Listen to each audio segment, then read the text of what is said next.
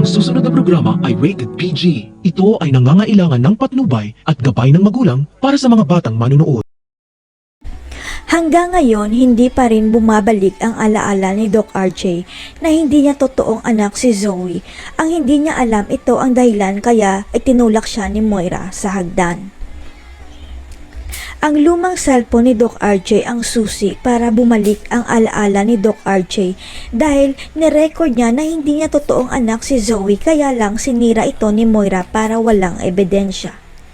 Nagkapatong-patong na ang krimen ni Moira para lang hindi malaman ng mga tanyag ang sekreto niya na hindi totoong anak ni Doc RJ si Zoe kundi kay Doc Carlos. Pati si Zoe naging kriminal na rin katulad ng mami niya dahil pinatay nito si Lolo Pepe para lang hindi malantad ang sekreto nila ng mami niya na hindi siya totoong tanyag. Kaya hindi makakapayag si Zoe na mauuwi lang sa wala ang sakripisyo nila ng mami niya. Kaya gagawin ang lahat ni Zoe para mapunta sa kanya ang yaman at ari-arian ni Doc RJ.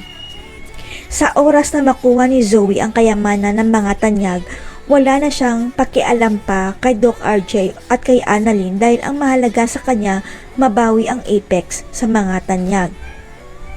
Sa ngayon, lamang si Zoe dahil kinakailangan niya ng atensyon at pagmamahal galing kay Doc RJ at paniwalang paniwala naman si Doc RJ na anak niya si Zoe at apo niya ang anak nito. Hanggang sa darating na ang pinakahinihintay ng lahat, ang pagbabalik ni Quinito sa Pilipinas dahil paimbestigahan niya ang misteryosong pagkamatay ng amo niyang si Lolo Pepe.